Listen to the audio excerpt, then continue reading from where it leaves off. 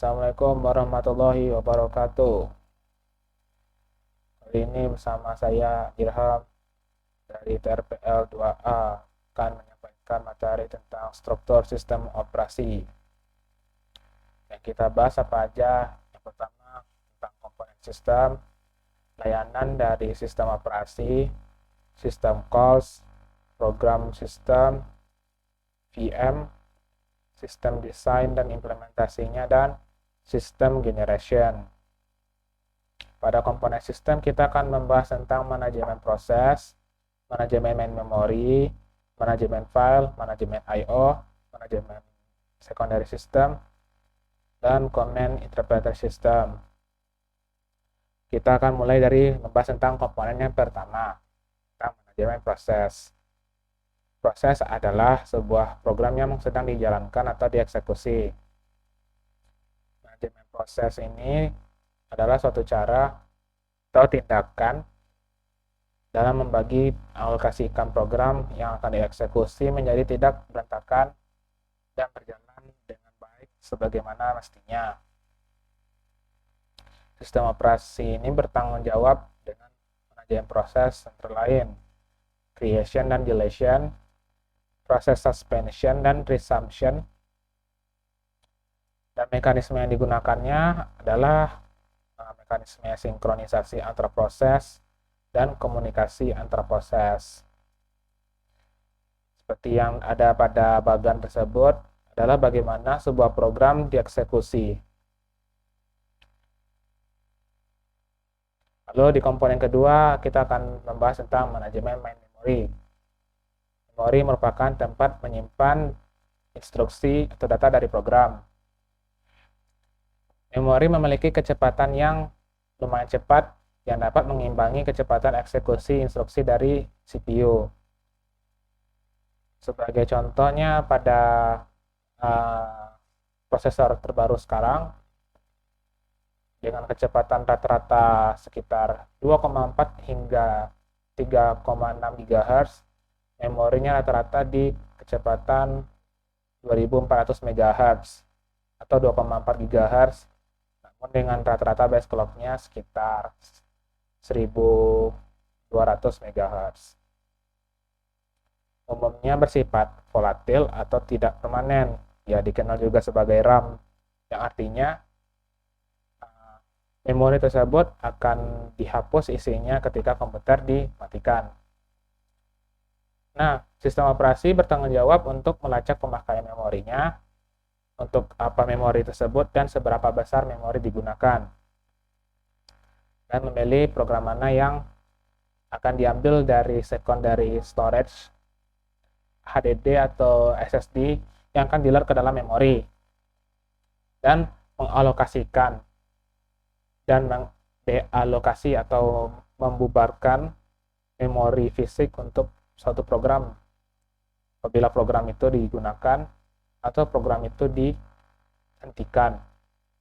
Lalu di komponen ketiga adalah manajemen secondary storage. Secondary storage ini adalah penyimpanan yang semi permanen. Itu dapat disimpan dan tetap bertahan ketika sebelum si user melakukan penghapusan terhadap file tersebut. Biasanya kapasitas secondary storage ini berukuran besar yang dapat menyimpan program, data, dan sistem operasi. Juga digunakan sebagai backup storage untuk memori untuk menjalankan program, dikenal sebagai virtual memory. Fisiknya menggunakan magnetic atau IC. Ya, dikenal kalau magnetic contohnya kayak hard disk atau CD. Sedangkan kalau IC contohnya kayak disket lagi, flash disk dan SSD. Tanggung jawabnya COS ini pada manajemen disk adalah manajemen ruang kosong, alokasi storage, ini untuk apa gitu, dan penjadwalan disk. Disk ini dikenal sebagai startup, yang program yang dijalankan ketika pertama kali disk digunakan gitu. Lalu ada manajemen I/O system. I/O ini adalah input-output maksudnya ya. Kita mengenalnya manajemen I/O sistem ini sebagai device manager. Di dalam sistem operasi, setiap hardware ini diperintah oleh bagian dari sistem operasi yang disebut sebagai kernel. Jadi kernel ini memerintahkan berbagai macam hardware untuk melakukan sesuai dengan tugasnya. Nah, komponen OS-nya ini apa aja? Yang pertama ada buffer. Buffer ini disebut sebagai memori buffer sih. Bagian dari memori tempat untuk penyimpanan data sementara yang akan dikirim ke dalam perangkat hardware. Lalu ada spooling yang memungkinkan beberapa perangkat hardware ini dapat digunakan secara bersamaan. Dan menyediakan driver untuk melakukan hal-hal rinci dari hardware. Driver ini bisa didapatkan langsung dari dalam kernel, sudah diprogram istilahnya, atau secara modular untuk beberapa sistem operasi yang bersifat modular lainnya. Lalu ada manajemen file. Manajemen file ini kita kenal sebagai file explorer lah kalau di Windows. File itu adalah sebuah kumpulan informasi yang berhubungan sesuai dengan tujuan si pembuat file tersebut. Di dalam file manajemen terdapat yang namanya struktur bersifat hierarkis berupa direktori, volume, dan lain-lain. Tanggung jawab COS ini pada manajemen file apa aja? Itu membuat dan menghapus file, membuat dan menghapus direktori. Direktori ini sama kayak bungkus lah yang menyimpan berbagai macam file gitu. Lalu ada dukungan primitif untuk memanipulasi file dan direktori, pemetaan file ke dalam secondary storage, dan membackup file ke media storage yang lebih stabil. Ya, contoh misalnya kalau masuk USB ke dalam USB flash disk, kita dapat melakukan backup beberapa file ke dalam flash disk tersebut. Yang terakhir ada command interpreter system. Pada dasarnya sifat COS ini adalah menunggu instruksi dari user. Jadi program ini membaca instruksi dan mengartikan keinginan dari si user. Ketika kita memencet sesuatu gitu, maka si komputer akan merespon satu itu apa gitu. Perintahnya ini bervariasi di tiap OS disesuaikan dengan tujuan dan teknologi input-output yang ada. Contohnya kalau pada mesin IBM, dia hanya memiliki keyboard. Jadi sistemnya itu hanya mendukung untuk interface melalui command line. Atau kayak misalnya HP Android lah. HP Android kan dia memiliki layar touchscreen. Berarti dia perintahnya berbasis touchscreen dengan antarmuka. Lalu kita akan bahas tentang layanan sistem informasi. Pada layanan sistem informasi kita ada user interface seperti yang tadi dijelaskan, ada berupa command line interface, graphic user interface, dan batch. Yang kedua ada eksekusi program. Sistem operasi ini melayani eksekusi program, yaitu kemampuan untuk melakukan load program ke memori dan menjalankannya.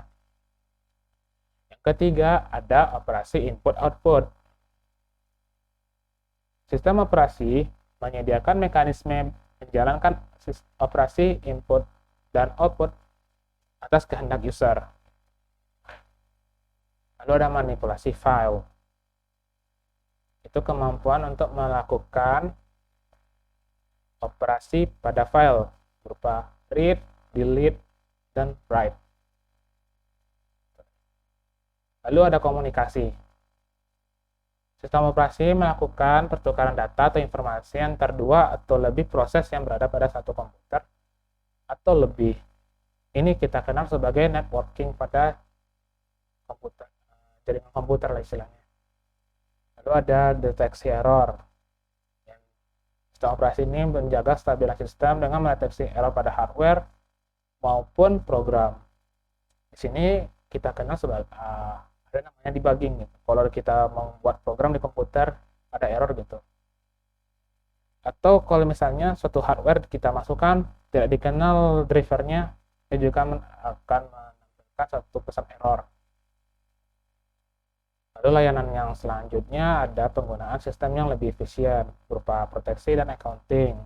Dalam proteksi ini menjamin akses ke sistem resources dapat dikendalikan. Dalam artian user dapat mengontrol akses ke sistemnya kayak gimana. Dan accounting menggerakkan kegiatan si user dan jatah pemakaian resources yang dikenal sebagai fairness atau policy.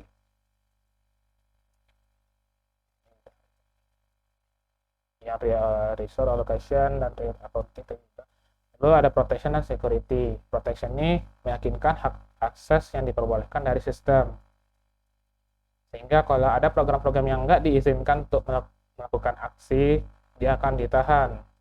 Dan security-nya ya setiap akses dalam suatu hardware atau software dilakukan namanya sistem autentikasi. Apakah memang sistem ini boleh untuk melakukan suatu aksi tersebut ke dalam sistem. Selanjutnya ada system call. System call ini adalah proses antarmuka program dengan bagian OS. Sehingga ketika kita melakukan suatu aksi, pasti si OS ini akan melakukan pemanggilan proses ke sistem dulu. Ya, misalnya untuk melakukan pembuatan data, penulisan data, penghapusan data, itu merupakan system call. Dia ditulis dalam bahasa mesin, to assembly, atau ke dalam bahasa tingkat tinggi yang dapat mengendalikan mesin. Contohnya seperti bahasa C atau C++ yang umum digunakan saat sekarang ini.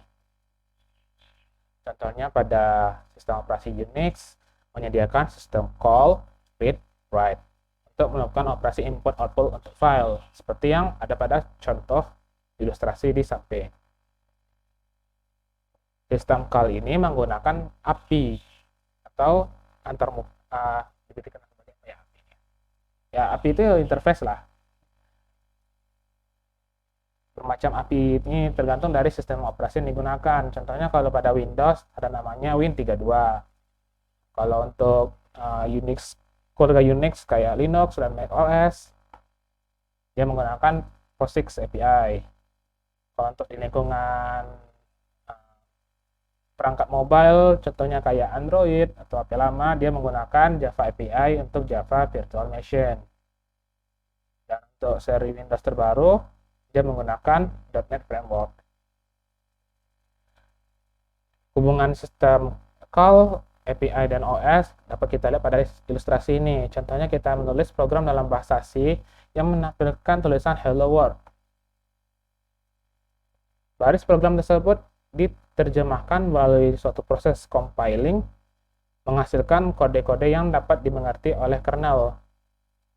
Misalnya di sini hasil dari compile-nya adalah satu alamat memori dengan kode 0x80. Ini alamat memori ini dibaca oleh kernel. Di kernel ini diterjemahinnya.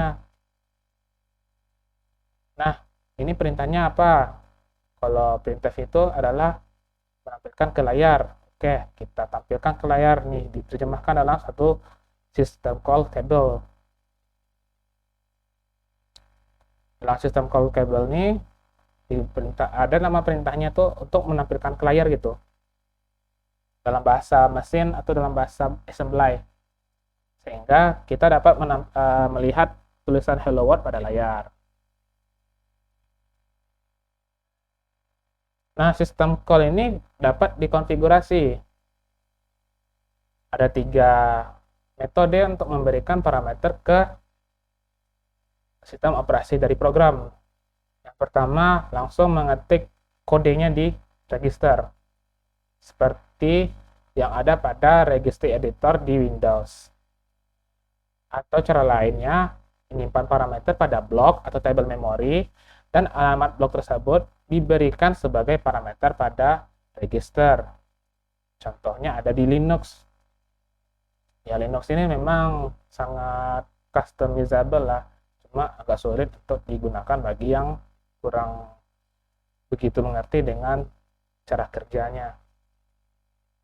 lalu menyimpan parameter atau push ke dalam stack oleh program dan di pop kembali oleh sistem operasi. Ini biasanya ada di program-program yang dapat mengendalikan mesin, contohnya kayak BIOS adapter nih yang disediakan oleh manufakturnya motherboard misalnya gitu. Nah, ini contoh-contoh perintah dari sistem call-nya untuk Unix dan Windows. Bisa kita lihat berbagai macam perintah-perintahnya. Dan semua perintah-perintah ini ditulis dalam bahasa yang dapat dimengerti mesin. Tingkatnya ini sudah di kernel. Berdasarkan dari contoh perintahnya, kita dapat klasifikasikan berbagai macam sistem call itu. Ada sistem call ini untuk mengontrol proses, memanipulasi file, manajemen device, informasi dari lingkungannya, komunikasi dan proteksi. Yang semuanya ini digunakan dalam satu program sistem. Lalu kita akan bahas tentang satu kontrol proses. Bagian sistem call yang mengontrol proses ini kita kenal sebagai task manager kalau di Windows. Tugasnya bisa untuk mengakhiri atau membatalkan, mengambil atau mengeksekusi, membuat dan mengakhiri proses, menentukan dan mengeset atribut dari proses, waiting for the time, wait event, signal event, dan mengalokasikan memori untuk satu program atau proses yang akan berjalan. Berikut untuk contoh pada proses yang dilakukan pada Microsoft DOS. Yang A merupakan bagian kalau misalnya proses ini belum dijalankan sama sekali, sehingga free memorinya mengisi ruang kosong tersebut. Kalau kita lihat pada komandan ya hanya ruang kosong aja isinya gitu. Kalau ada proses yang dijalankan, maka free memorinya akan digunakan untuk menjalankan proses tersebut. Yang kedua, sistem call untuk memanipulasi file. Ya, kita kenal sebagai file explorer tadi ya. Dengan sistem call untuk manipulasi file ini, kita dapat membuat dan menghapus file, membuka dan menutup file, membaca, menulis dan mereposisi, menentukan dan mengeset atribut dari file ini. Lalu ada device management. Kalau di Windows kita kenal sebagai device manager. Tugasnya adalah untuk meminta dan membebaskan dari device ini, membaca, menulis, dan mendeposisi device. Kalau misalnya kita melakukan suatu komunikasi nih, kalau kita masukin misalnya flash disk ke dalam komputer, komputer ini membaca dulu, ini perangkatnya apa gitu.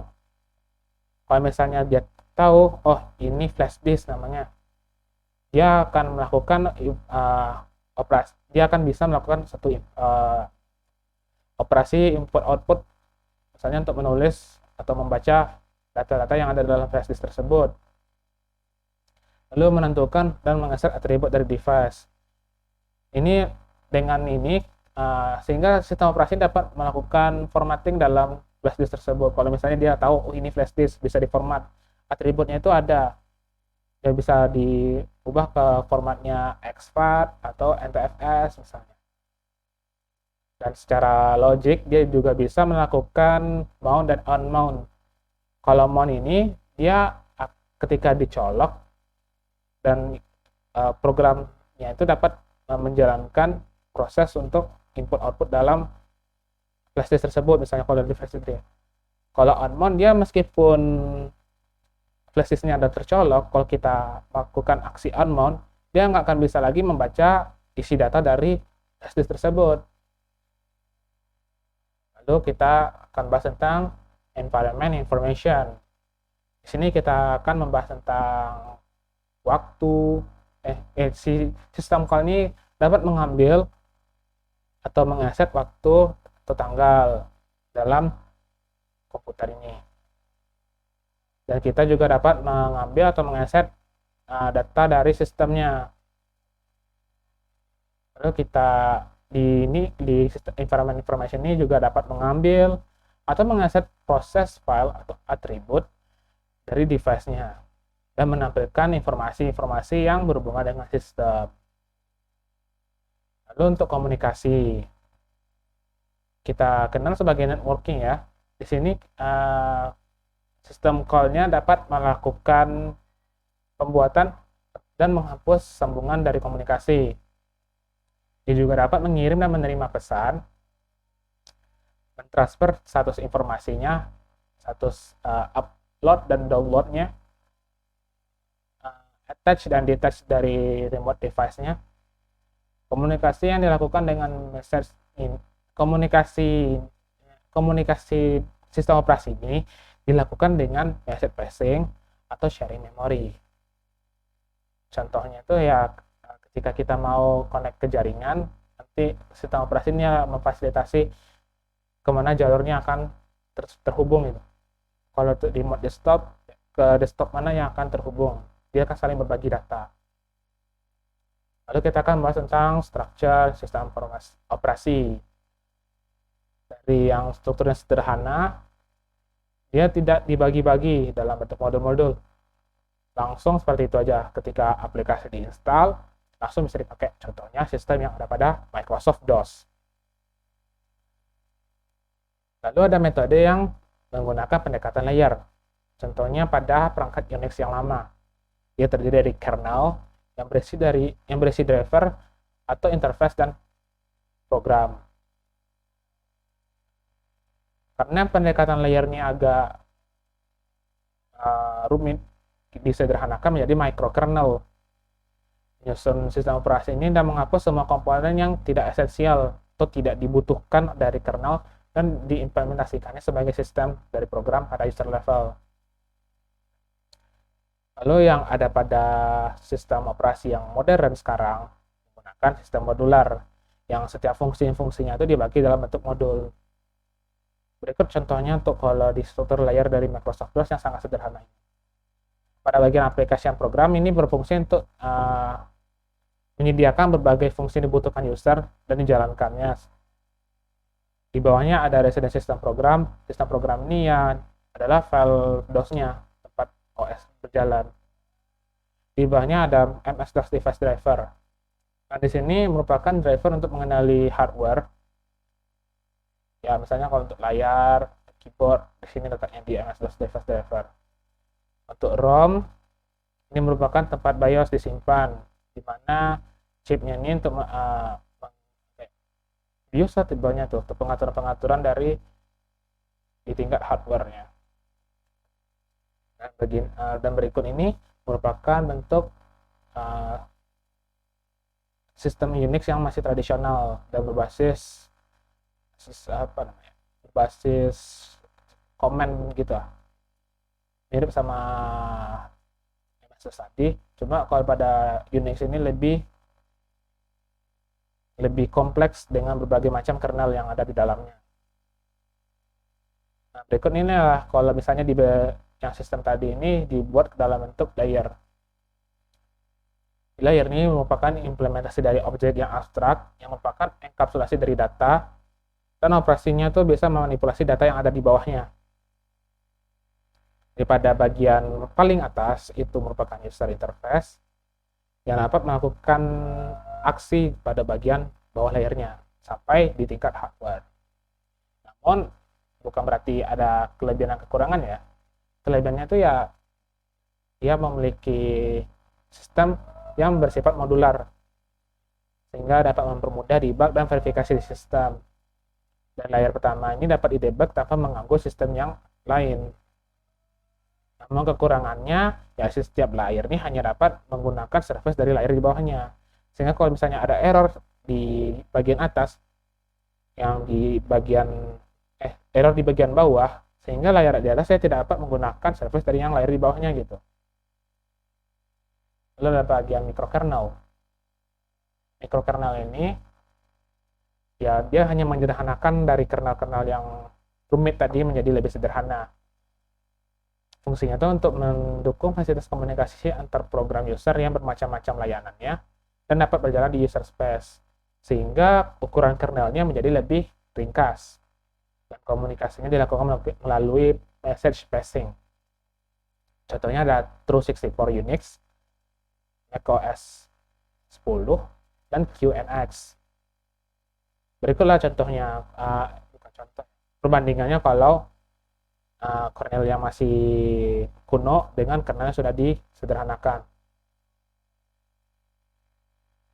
Lalu kita masuk ke sistem modular. Hampir semua sistem operasi modern ini menggunakan sistem modul kernel. Alasannya karena apa? Pertama, karena menggunakan pendekatan yang berorientasi objek. Menggunakan komponen inti yang dipisahkan. Setiap komunikasi melewati suatu antarmuka. Dan masing-masing dari proses tersebut dapat dimuat sesuai dengan kebutuhan dalam kernel. Jadi kelihatan mirip-mirip dengan layar, namun lebih fleksibel karena dia ketergantungannya tuh enggak single responsibility gitu lah, tanggung jawabnya masing-masing. Contohnya pada sistem operasi berbasis kernel Solaris. Ya, semuanya saling terhubung, namun tidak terikat terlalu gitu, sesuai dengan tanggung jawabnya masing-masing. Lalu kita akan membahas tentang virtual machine. Kita tahu ini virtual machine ini kayak virtual box ya. Kita dapat membuat sistem operasi lain berjalan tanpa harus mengganggu sistem operasi utama. Nah, bagaimana sistem itu berjalan? Dia mengambil pendekatan layar secara logika. Lalu, VM ini memperlakukan hardware si OS gasnya ini dengan OS host seolah-olah berada pada level yang sama dengan hardware di OS si hostnya ini. Dan pendekatannya dia menyediakan sebuah interface yang identik dengan seluruh hardware yang ada. Nah, prosesnya itu si OS host atau induknya, tempat di mana si OS yang lain yang mau diinstal ini, dia membuat ilusi dulu yang terdiri dari banyak proses yang dieksekusi oleh prosesornya tersendiri dan dengan virtual memory sendiri. Setiap OS gas menyediakan sebuah virtual copy dari semua hal yang ada di dalam komputer. Jadi dibuatnya kayak semacam sistem di dalam sistem. Namun sejatinya dia hanya meminjam tanda kutip sumber daya yang ada dari komputer induknya. VM ini ada dua, yaitu VM sistem dan VM aplikasi. Kelebihannya dia bisa memuat lebih dari satu sistem operasi. Nah, kita misalnya menginstal Ubuntu di dalam Windows, namun kita juga masih bisa membuat proses Windows di luar dari Ubuntu tersebut. Ya. Yang kedua, karena keamanan. Kenapa? Dia nggak akan mengganggu satu sama lain gitu. Ubuntu akan main di Ubuntu, ya di Windows main di Windows. Yang ketiga, kemudahan instalasi. Dia hanya next doang, nggak perlu rakit PC lagi. Yang keempat, ya cocok untuk latihan, melatih untuk bukan melatih untuk merakit PC-nya. Nah, kekurangannya waktunya nih kadang bisa cepat, kadang bisa lambat untuk I/O-nya. Dan tidak semua aplikasi atau OS kompatibel dengan VM ini. Serta membutuhkan resource yang lebih, sehingga kebutuhannya itu dapat mumpuni untuk misalnya lebih dari satu sistem operasi, sehingga biayanya lebih mahal untuk membuat sistem VM ini berjalan. Namun kalau misalnya cuma satu atau dua VM, bisa. Ya, lanjut aja deh. Seperti inilah bagaimana proses virtual machine ini berjalan. Dia akan membuat programming prosesnya ini dibagi gitu, jadi seakan-akan ada lebih dari satu kernel di dalamnya.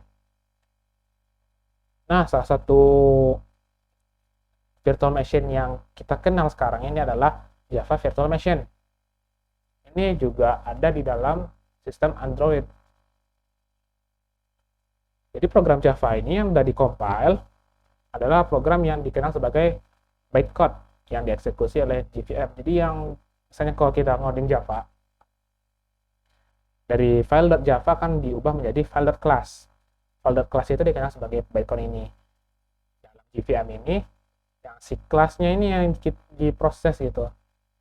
Makanya ada namanya class loader dalam JVM architecture nih. Dalam class loader ini diverifikasi apa aja prosesnya yang ada dan di run sesuai dengan platform yang menggunakan Java. Dengan ini program Java dapat mendukung kompilasi just in time. Sekali compile langsung dapat dijalankan.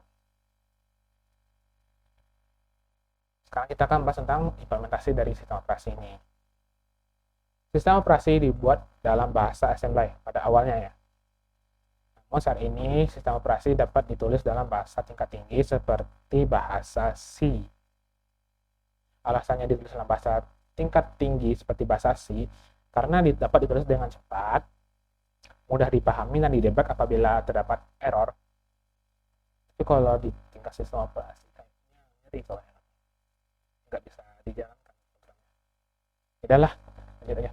Sistem operasi ini lebih mudah untuk di-port ke hardware lain jika ditulis dalam pemrograman tingkat tinggi. Lalu yang terakhir nih, ada sistem generation.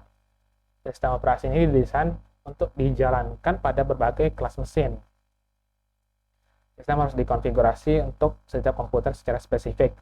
Programnya ini dapat mengkonfigurasi sistem hardware secara spesifik.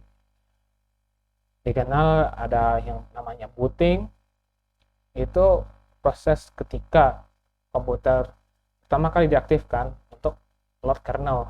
Jadi yang di load itu pertama kali kernel dulu, baru sistem operasi.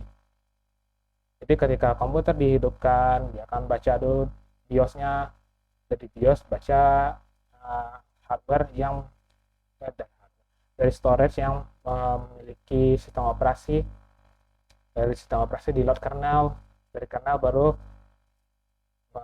sistem operasi secara globalnya, baru masuk ke user mode. Lalu ada lagi namanya boot system program. Ini merupakan kode yang disimpan pada ROM yang dapat ditambahkan pada kernel, di load memori dan memulai eksekusi dari program. Seperti inilah proses dari bootingnya. Jadi ketika pertama kali di boot, BIOS pertama kali dipanggil untuk mengaktifkan seluruh hardware yang ada. Ini situasinya pada komputer lama ya, pada masih menggunakan master boot record. Sekarang udah pakai GPT. Jadi si BIOS akan memanggil semua kode yang di-store dalam MBR yang ada di dalam hard disk. Dalam hard disk ini akan mencari yang mana sih yang ada sistem operasinya. Lalu masuk ke bootloader, yang dimana logo Windows sudah mulai muncul di bootloader ini. Seperti ini contohnya kalau misalnya dalam bentuk Windows bootingnya. Ini kalau dianggap kalau dari sebelumnya kan ada MBR nih. Nah, ini langsung dari BIOS dan di sini di bagian sini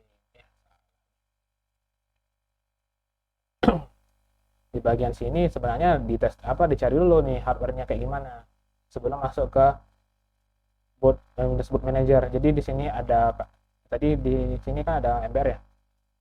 Cari MBR, cari aktif partisinya. Di sini ditentukan dulu partisi mana yang aktif yang memiliki Windows Boot Manager-nya. Nah, di Windows Boot Manager inilah yang menentukan bagaimana proses selanjutnya.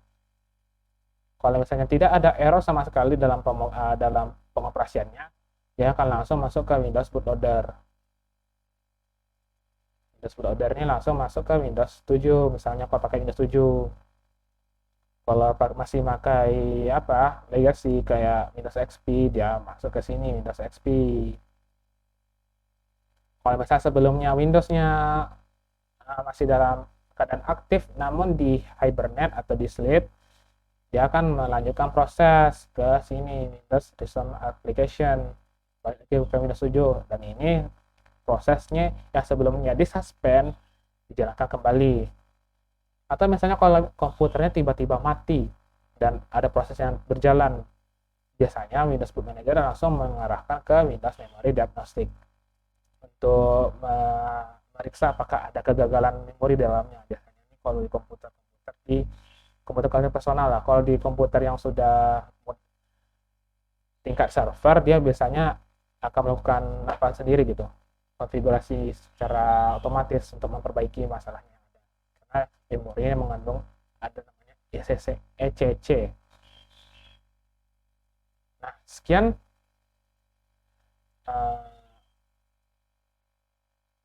pemaparan dari materinya. Mohon maaf apabila ada kesalahan kata dan kesalahan yang lainnya.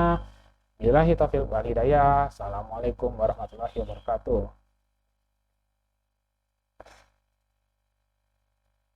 Edit nggak ya?